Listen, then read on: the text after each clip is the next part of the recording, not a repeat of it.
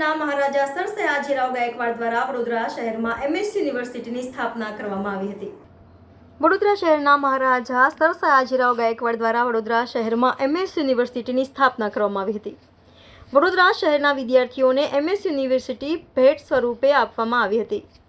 સ્થાનિક વિદ્યાર્થીઓ જે પણ ધોરણ 12 પાસ કરીને બેચલર ડિગ્રીનો અભ્યાસ કરવા માંગતા હોય તે દરેક વિદ્યાર્થી મિત્રો MS યુનિવર્સિટીમાં એડમિશન મેળવી અભ્યાસ કરી શકે। વડોદરા શહેરના વિદ્યાર્થીઓનો પ્રથમ હક છે કે કેમ તે લોકોને MS યુનિવર્સિટીમાં અભ્યાસ કરવાનો તક મળે અને આ હક વડોદરા શહેરના મહારાજા સર સયાજીરાવ ગાયકવાડ દ્વારા આપવામાં આવ્યો હતો।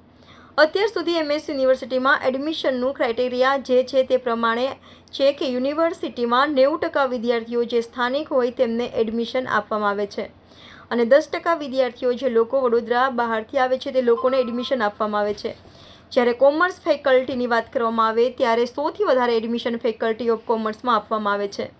ફેકલ્ટી ઓફ કોમર્સની અંદર પણ આ જ ક્રાઇટેરિયા 90% લોકલ એન્ડ 10% આઉટસાઇડર સ્ટુડન્ટનું અમલ કરવામાં આવે છે, જેથી સ્થાનિક વિદ્યાર્થીઓને આનો સંપૂર્ણ લાભ મળે છે અને તે બધા એડમિશન મેળવી શકે છે। કોમન એક્ટની અંદર યુનિવર્સિટી સત્તાધીશો દ્વારા કહેવામાં આવી રહ્યું છે કે આ વર્ષે 50% લોકલ અને 50% આઉટસાઇડર્સ વિદ્યાર્થીઓને એડમિશન આપવામાં આવશે, જેથી સંપૂર્ણ નુકસાન વડોદરા શહેરના વિદ્યાર્થીઓનું થશે અને મહારાજા સર સયાજીરાવ ગાયકવાડ દ્વારા વડોદરા શહેરના વિદ્યાર્થીઓને જે MS યુનિવર્સિટી અભ્યાસ કરવા માટે ભેટ સ્વરૂપ આપવામાં આવી છે તો તેમનું પણ અપમાન ગણાશે।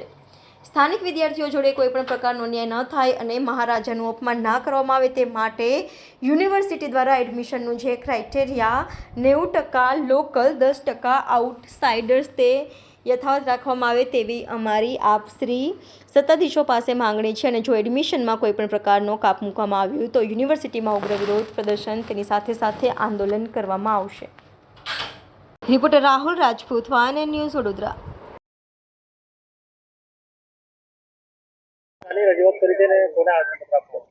आज all Gujarat students union AGSU कार्यकर्ताओं द्वारा यूनिवर्सिटी हेड ऑफिस खाते आवीने यूनिवर्सिटीना जे PRO છે હિતેશ રાવડિયા સર તેમને રજૂઆત કરી અને જે પત્ર છે તે વાઇસ ચાન્સલર સરને લખ્યો છે। આવેદનપત્ર તેમને અમે સુપ્રત કર્યો છે, કારણ કે જે રીતે એડમિશન ક્રાઇટેરિયામાં યુનિવર્સિટી સત્તાધીશો દ્વારા કહેવામાં આવ્યું છે કે 50% જેટલું જે કોટા છે તે વડોદરા શહેરના સ્થાનિક વિદ્યાર્થીઓને આપવામાં આવશે અને 50% જે કોટા છે તે આઉટસાઇડર વિદ્યાર્થીઓને આપવામાં આવશે। હું વાત કહેવા માંગીશ કે જ્યારે આ યુનિવર્સિટીની સ્થાપના કરવામાં આવી હતી સર સયાજીરાવ ગાયકવાડ દ્વારા, ત્યારે 90% જે વિદ્યાર્થીઓ છે તે લોકો સ્થાનિક હોય તેવી એક પ્રધાનતા છે તે આપવામાં આવી હતી અને 10% વિદ્યાર્થીઓ જે લોકો આઉટસાઇડરથી આવતા હોય તે લોકોને એડમિશન આપવામાં આવતું હતું। તો જો આ ખરેખર વિદ્યાર્થીઓ જોડે આ ક્રાઇટેરિયા ના એ લોકોને આપવામાં આવે વડોદરા શહેરને, આ તો કંઈક ને કંઈક અન્યાય છે વડોદરા શહેરના વિદ્યાર્થીઓ જોડે, સાથે સાથે અપમાન છે સર સયાજીરાવ ગાયકવાડનું, કારણ કે એમના દ્વારા આ યુનિવર્સિટીની સ્થાપના જ એટલા માટે કરવામાં આવી હતી કે યુનિવર્સિટીમાં આવીને સ્થાનિક કક્ષાના જે વિદ્યાર્થીઓ છે તે અભ્યાસ કરી શકે, એ લોકોને કોઈ અન્ય જિલ્લા કે અન્ય શહેરમાં ના જવું પડે તે માટે અમે રજૂઆત કરી છે। ભૂતકાળમાં પણ અમે અહીંયા આવીને રજૂઆત કરી ગયા છે, ફેકલ્ટીના ડીને પણ અમે આવેદનપત્ર આપ્યું છે, પરંતુ હાલમાં યુનિવર્સિટી સત્તાધીશો દ્વારા કોઈ નિર્ણય આપવામાં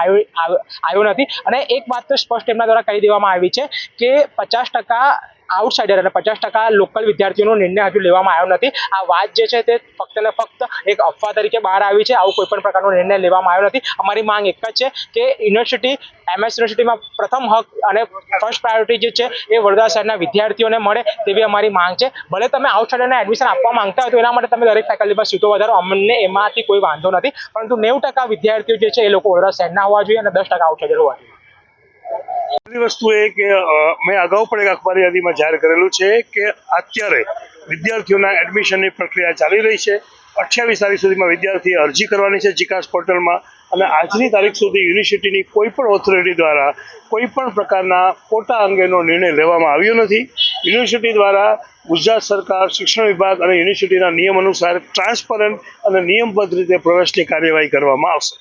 વિદ્યાર્થીઓ સામે ફરિયાદ થાય છે યુનિવર્સિટી દ્વારા, શું વિદ્યાર્થીઓનું ભવિષ્ય બગડશે એવું લાગે તમને?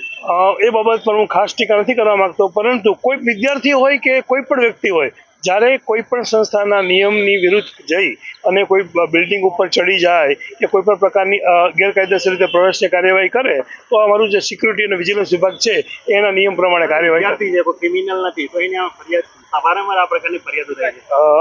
પહેલી વસ્તુ એ કે વિદ્યાર્થી હોય કે ક્રિમિનલ હોય, કોઈ પણ વ્યક્તિ દ્વારા જ્યારે કાયદાનું ભંગ કરવામાં આવે ત્યારે એના પ્રમાણે કાયદો એના પ્રમાણે કાર્ય કરતો હોય છે. એ નાનું બાળક હોય, આપણે ત્યાં જીવનના કાયદા પણ છે. એટલે વિદ્યાર્થી હોય કે ક્રિમિનલ હોય, હું એવું માનું છું કે કોઈ પણ વ્યક્તિ માટે કાયદો સમાન છે. કોઈ પણ વ્યક્તિએ કોઈ પણ સંસ્થામાં કાયદાનો ભંગ ના કરવો જોઈએ. Subscribe now and press the bell icon. Never miss an update.